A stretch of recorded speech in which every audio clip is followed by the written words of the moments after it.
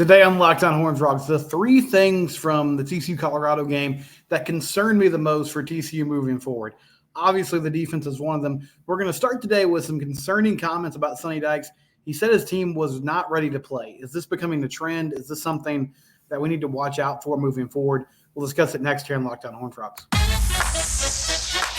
You are Locked On Horned Frogs, your daily podcast on the TCU Horned Frogs, part of the Locked On Podcast Network, your team every day.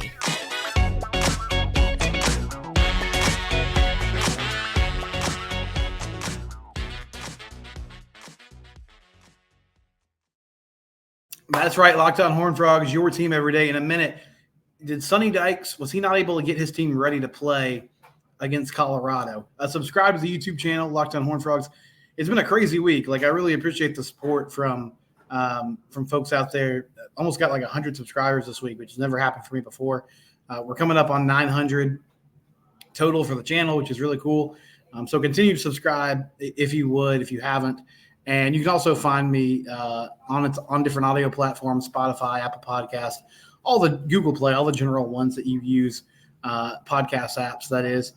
So subscribe there as well. You can rate it. You can review it, all those things. You can follow me on Twitter at SimcockSteven. The show is at Locked On TCU.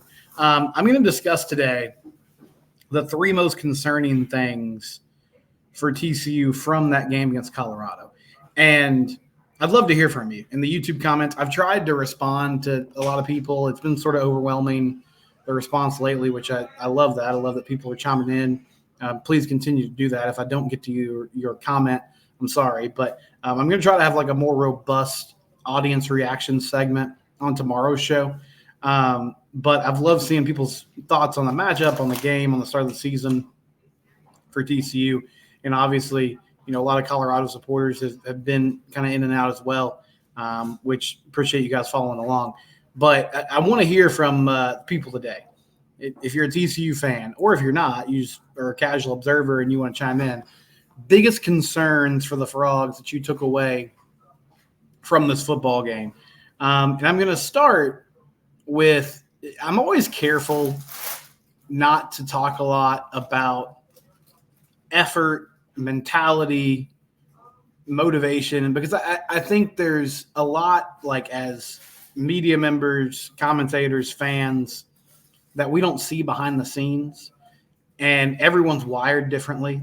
I personally am someone who I just don't show a ton of outward emotion, and sometimes people can mistake that for indifference. So I try to be aware of the fact that we're getting a snapshot, what we see in games is a snapshot of what's happening with these players and these coaches. But this is not me speculating. Sonny Dykes said this in his post-game presser. He said the team's mentality was not up to par on Saturday. And I'm going to read this because I want to make sure I get it right and I don't misquote him. He said in his opening statement in that press conference after the loss Saturday, I thought Colorado was better prepared to play. I thought they were more ready to play. They were more excited to play. They showed more determination down the stretch. And he kind of ended his opening statement by saying, I thought our guys felt like they were too good to play this team today. And obviously we found out that we weren't. So pretty blunt comments there, which I appreciate that. I appreciate the honesty and the transparency. But I am pretty baffled by the idea. I understand being confident. TCU was 20-point favorites going into this game. I was pretty confident through the week that they were going to win. I know a lot of the fans, a lot of TCU supporters that listen to the show, watch the show, were super confident as well. And we can be, honestly. We're not playing the games. I'm here doing a show where I give my opinions. So I'm going to have strong opinions. I think that's the point. I want people to respond and have strong opinions themselves. But the team obviously has to show a ton of respect for their opponent and, play with an edge and play with confidence. But there's a fine line there between being confident, feeling like you should win, and just not taking your opponent seriously enough. Which, I get they were heavy favorites, but all I heard all summer and all offseason from this group was that they were ready to play. They were ready to get back on the field. They had a bad taste in their mouth from the national championship game. They lost to Georgia in embarrassing fashion, and they wanted to rectify that. The narrative around TCU football this offseason was, well, it was a fluke. It was, they got lucky. They won a lot of close games. They were fortunate. Michigan wasn't prepared. And I think a lot of that is unfair. Like, TCU won the games. Regardless of how impressive it was, they won the games in front of them. They went 12-0 in the regular season. They beat Michigan on neutral field in a game where they were heavy underdogs. And then they fell on their face in the national title game. And on Saturday, they got beat fair and square by a Colorado team that, at least in that game, in that moment, was better. They were the better football team. And I was surprised, and I was wrong about this. Like, I kind of had this view in my mind of Deion being more of like a talent acquisition guy, and he certainly excels at that. He is a Hall of Fame player that everyone respects. He has incredible charisma and confidence about him. I think the team takes on that mentality. But this was a well-coached team. Colorado was coached well. Deion and his staff out-coached Sonny Dykes on Saturday. They had a good game plan. They had adjustments during the game. And, apparently their team, according to Coach Dykes, like, their team played with more effort and more intensity. They were more physical. I said a lot last week, like, TCU can be the more physical football team. And Colorado gave up a lot of rushing yards, but, their defense stood up a couple times when they had to. And TCU's didn't. But, man, I'm kind of at a loss with everything that we know about this group and with all they went through last year. And, yeah, it's a different team, but there's a lot of core pieces that were on last year's team that they would underestimate someone and not get after it with this mentality of, okay, we're going to prove people wrong. Because there was plenty of ammunition, right? I mean, they were picked to finish 5th in the preseason Big 12 poll. Ultimately, they were ranked in the top 25, but they were in the back half of the top 25. There were a lot of comments about, well, we'll see what they do this year, right? Like, we'll see what happens now that Max Duggan and Quentin Johnson, all these people are gone. And to just show up and lay an egg does not instill a lot of confidence. And now this is the second game in a row, and I get they're totally different situations and, in some sense, different teams. But they weren't ready to play in the national championship game. I mean, I don't want to be harsh. I don't want to be unfair about it. Things got away from them early, and they kind of snowballed, and they couldn't get off the mat. And last season, there were a lot of games where, frankly, they just started slow. And they ended up coming back and winning. But, against Oklahoma State, they fell behind early. Against Kansas State in the regular season, they fell behind by 3 scores in the first half. Against Baylor last year, didn't get off to a great start. Ended up in a track meet against West Virginia. Struggled through 3 quarters against Texas Tech. Like, there were a lot of games last season where it took them some time to figure things out. And I know, like, part of that was it seems like Joe Gillespie, and I get this is another source of frustration for fans. It seems like Joe Gillespie, especially early in games, likes to kind of play back, play soft coverage, try to keep things in front of him, not take a lot of risk, sort of feel out what the offense is doing, and then make adjustments. They didn't do a great job of making adjustments on Saturday, and I don't really think they ever got out of their kind of base set, which was, big cushions for these wide receivers, trying to rally up and make tackles, which they didn't do that well, and not a lot of aggression, not a lot of intensity, I guess, or risk-taking from the defensive coaching staff in their game plan. And so the coaching staff has to figure out, like, why is this happening? Why are they starting slow? Why does it take them a while to get into a rhythm? And what's going on with the mentality of this team? We heard them talk a lot about they're going to have a chip on their shoulder. They're going to be a group that takes it to people and wants to prove, like, last season was what it was, but that's not the end. TCU is building up and moving forward. And they still have time to do these things. Like, they still have time to flip the script. It's one game against a Colorado team that I think is really good and is going to win a significant number of games in the Pac-12 this season. But Frogs got to figure this out, because you can't keep coming out flat and expecting to win football games. And there was so much in front of them. I mean, even this game itself, like, yes, they were the heavy favorites. And from what I could tell, most people picked them to win. But everybody was talking about Colorado, and rightly so. Like, it's a huge story. I get why they were, but the team could have spun that and used that as disrespect. But they didn't do that. I mean, they didn't really bottle that up. It didn't seem like this was a group that came out angry and ready to rock and roll. And so that might be my biggest concern. And I know at the end of the game, like, guys didn't stick around to sing the alma mater, and there are fans and alums that are very upset about that. I understand the emotions there. Me personally, I mean, Jeremiah Donati and Sonny Dykes came out and said it was just simple miscommunication. I personally am not, like, super upset about that. Maybe that's blasphemous, but that part doesn't bother me. The slow starts bother me, though. And this idea that this team last season was a great season, but the way things have been going the last few months, and just the hunger I thought they would come out of the gate with, it wasn't there. And to hear that, according to Coach Dykes, they were overconfident and maybe not completely locked in, that gives me pause. But the good thing about that is, if it's just between the years, if it's just about changing that mentality, I mean, that is something that can happen. Like, that's not adjusting personnel. That's not changing schemes. That's just finding what it is that's going to motivate this team and get them to a place where they're ready to play. When we come back, really rough day for the defense yesterday. And so we'll talk about that. What do they do moving forward? How can they fix this if they can? Excuse me. This is Locked On Horned Frogs.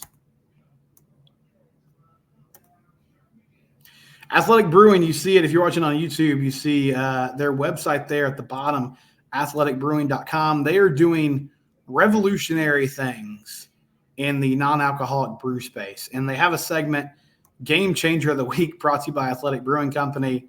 Who is the game changer of the week for TCU? And they lost this week. So it's kind of hard to pick somebody. But I think Jared Wiley had a great football game.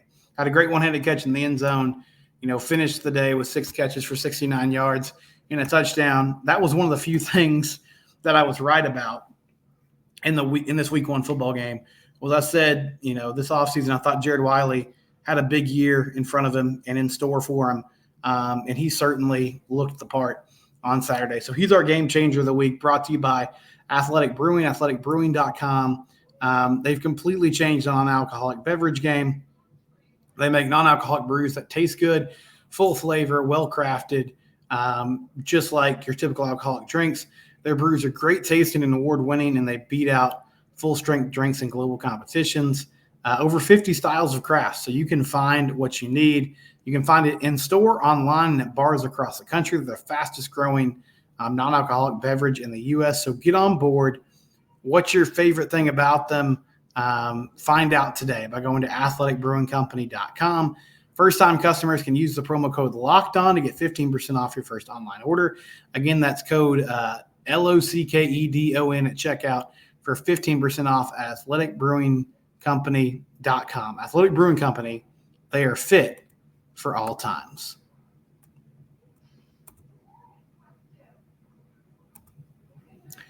All right, rolling along here on Locked On Horned Frogs, and the defense was bad on Saturday. Okay, there's no way around it. They were atrocious. A lot of mistakes. Obviously, Sean Lewis and that offensive coaching staff at Colorado, they had things dialed up that were really bothering them. 4 different receivers for Colorado went over 100 yards, which is just unheard of. Dylan Edwards is technically running back. We had 5 catches for 135 yards. Travis Hunter, 11 catches for 119. Xavier Weaver, 6 for 118. Jimmy Horn Jr., 11 for 117. So they were getting the ball to all their playmakers, doing what they wanted. really just scoring at will, except for a nice little stretch in the third quarter and early in the second quarter as well, driving down and getting whatever they wanted in the passing game. I talked a lot this offseason and in the weeks leading up about how I thought the secondary was going to be a huge strength of this football team. Secondary didn't look great in this game. And, D-line struggled to get pressure. They did end up with 4 sacks on the day, but defensive line struggled to get pressure consistently. So I'll start with this. I'm never going to be in the business of policing people's thoughts. Like, what I mean by that is I don't want to be the guy that tells you what to think, okay? Like, you can have the opinions you want to have about this. There's a lot of fans that are angry at Joe Gillespie right now and are calling for his job. Joe Gillespie's not getting fired in the middle of the season. I guess, like, anything's possible. So I can't say it's impossible, but I highly doubt he's going to get let go in the middle of the year. And he's certainly not going to get let go after game 1 of year 2. Okay. So, like, you can ask for that. You can desire that, but it's really rare to see midseason coordinator changes in college football. And I just don't see that happening here. I thought the defense last year was significantly better than the defense in 2021. I know that's a low bar, but the last few games have been really tough. I mean, starting in the second half against Michigan, obviously we talked about the Georgia game earlier, and then giving up 45 points to Colorado and over 500 passing yards. Just not a good day defensively at all for this team. And for a group that is veteran-laden and we thought could be the strength of this team that would carry the offense for the first few weeks of the season, that was not the case.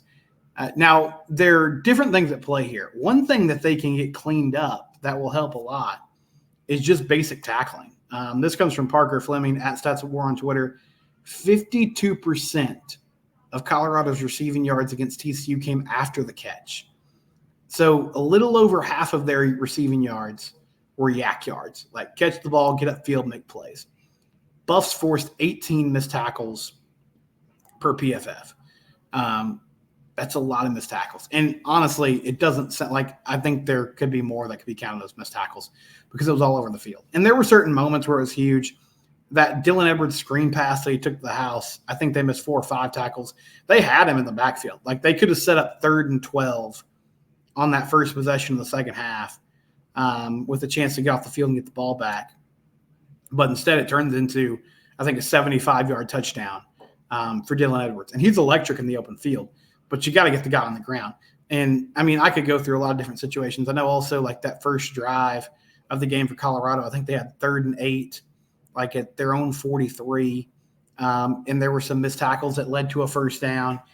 The game plan early was definitely like, all right, we're going to try to keep things in front of us, play soft coverage, allow them to kind of dink and dunk, but rally up and make plays.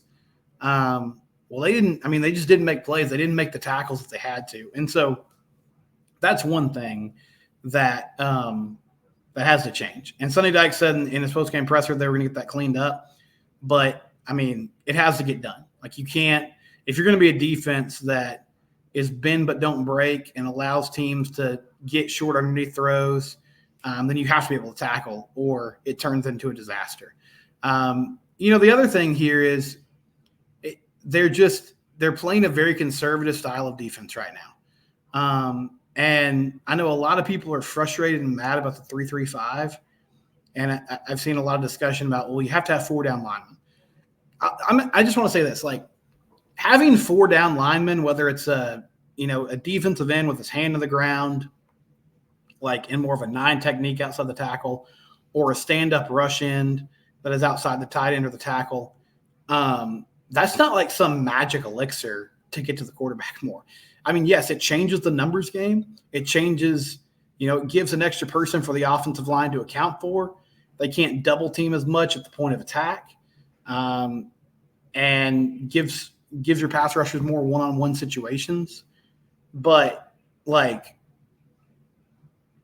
I think this is more about bringing more pressure than lining up with 4 down linemen. That's not going to be Like, yeah, if you rush with 3, it's hard to get to the quarterback. But also, it's just like guys got to get their blocks and win battles. Paul Awale, he's got to find a way to get home.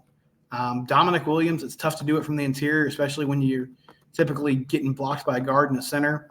But he's kind of got to blow up the pocket, from the inside. Caleb Fox or Tommy Mitchell, somebody's got to get the quarterback. Last season, Dylan Horton became, an NFL edge rusher. Like he was, by the end of the year, he was somebody that could find his way to the QB. And they did a really good job in coverage behind him, and that it would allow him time to, have moves and have counter moves and get to the quarterback. I don't get the delayed blitzes.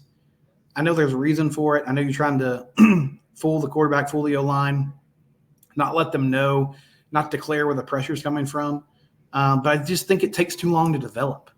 And when you have offenses like Colorado that are predicated on getting the ball out quick, it just doesn't work. Like there were so many times in that game where it looked like Shadur Sanders just kind of found out, okay, this is like as soon as he saw that delayed blitz come, he was throwing over the top of that player.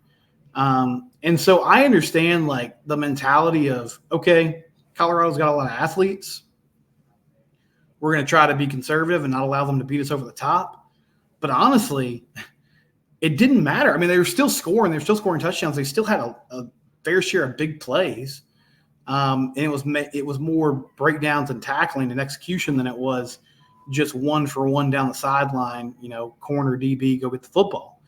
But like, what does it matter if you're still getting beat? At some point, you have to find a way to disrupt the rhythm of the quarterback, disrupt the rhythm of these wide receivers, because they were never uncomfortable. And yeah, I mean, got burned. There was confusion. There was coverage bust. There were plays where, that 4th and 2 play where you're asking Jamoy Hodge to run sideline to sideline, essentially, to try to chase down an explosive running back in Dylan Edwards.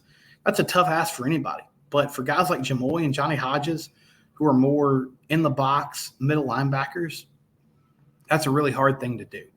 So, yeah, I mean, just all around tough effort from the defense. I think they can definitely be better. If they just clean up the tackling, that'll help a lot. And then finding ways to scheme better, have some surprises, give the offense different looks, and maybe like the safety play yesterday was really bad. And so maybe mixing in some of these younger players, just giving it a try, putting some more athleticism on the field and seeing what happens. There's a lot of different options and a bunch of different ways they could go here. But what's happening is not working. And they know that, and they're going to have to clean it up because after Nicholls State, you get Houston and then SMU. And so those are 2 teams with good athletes that are going to try to, make you defend the width of the field and make plays. It's going to be tough, but the defense has to get better. They have to clean things up. And you have to find a way to get more pressure on the quarterback. But I don't think it's as simple as just putting extra linemen, on the edge. That can help at times. But this is more about confusing the offense and bringing guys from different angles and different vantage points. I think that's going to make a huge difference. When we come back, this wide receiver room, third thing that really concerned me from this football game, where were the wide receivers on Saturday? Jared Wiley was your leading target. We'll talk about that and more next on Locked On Horned Frogs. Do want to mention our friends at FanDuel, though. FanDuel.com/lockedon, or you can download their easy-to-use app. NFL season's coming up, man. Starts on Thursday. Lions, Chiefs. New customers can bet $5 and get $200 in bonus bets guaranteed.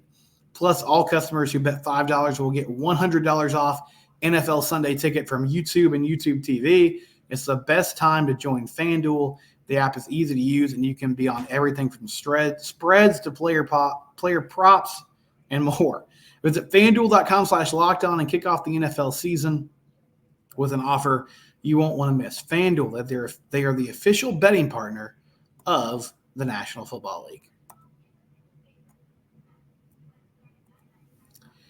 So, final thing that concerned me from this game, I'll first say,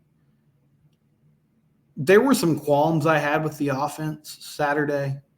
The play calling wasn't perfect. I talked yesterday about the horrible interception. Travis Hunter made an amazing play, but throwing the ball on 3rd and 1 from the 5 or the 4-yard line didn't make a ton of sense in that situation, the way they were running the football. And I think you could also say there needed to be more of a commitment to the run game because, they got what they wanted on the ground. Like, Amani Bailey had 164 yards. They had 260 yards overall, 7.1 yards per carry. They were getting it done. And there were times where they just got too pass happy, frankly. Now, I think part of that is they were playing from behind for basically the whole game. But it was always a one-score game as far as I can remember. Like, Colorado never took a 2-score lead. So it wasn't like they were just completely out of the ball game or anything like that. But overall, I thought the offense was good. Chandler has to be better about not just staring down his wide receivers and seeing the field. And the interceptions can't happen. He was late on both those throws. Completion percentage wasn't fantastic, but 279 yards, 2 touchdowns. He did his thing. And I had some issues with the play calling in spots, but overall I thought it was okay. I am concerned about this, though. I feel like I've been bamboozled a little bit, and it's my own fault. But in the spring and in the offseason, I did a couple shows about who's going to step up in the wide receiver room, especially those outside wide receivers. You're losing Quentin Johnston. You got guys like Savion Williams, Cordell Russell, Dalen Wright, DJ Allen. Who's going to be the players that step up? And I was worried about it. I was like, somebody's going to have to be a big-time player for this group. But as the offseason went on, there was a lot of positive reports about these receivers. Sonny Dykes was like, yeah, we're so deep here. We go like 10 or 11 deep. And I think our room overall is better than last year. Well, on Saturday, as I said, Jared Wiley was your leading receiver. 6 catches for 69 yards. J.P. Richardson, 6 catches for 63. Dalen Wright, 2 catches for 44. Jack Best, 2 for 25. Warren Thompson, 1 for 18. JoJo Earl, 1 for 16. Chase Curtis, 2 for 15. Trent Battle, 1 for 12. Major Everhart, 1 for 11. Savion Williams, 2 catches for 6 yards. A lot of guys there. Spread the ball around to a lot of different people. And I think there's a lot of solid wide receivers in this group. But who's the alpha? Who's going to take over and make a play? Is it J.P. Richardson? Can you be that guy in the slot? Can you consistently have a dominant slot receiver and feel good about that in college football? There just weren't enough plays made. And Savion had a nice year last year, but he was, number 2, number 3 option. Obviously, Quentin commanded a lot of attention in the passing game. And so that made everybody's job easier. And you have some transfers that have been around, Warren Thompson, Dalen Wright. And Dalen Wright did some nice things. Only 2 catches, but he did have a touchdown catch. And maybe the biggest play of the game, Chandler missed him. He was wide open on a little post down the middle of the field, had the angle on the safety. If he puts that ball on the money, it might be a touchdown, but it at least puts them in really good field position with a couple minutes to go. But who's the player that kind of steps up and asserts their will here? Because there was not consistent separation. Jalen Robinson's the guy I was super excited about. I think he had 1 target.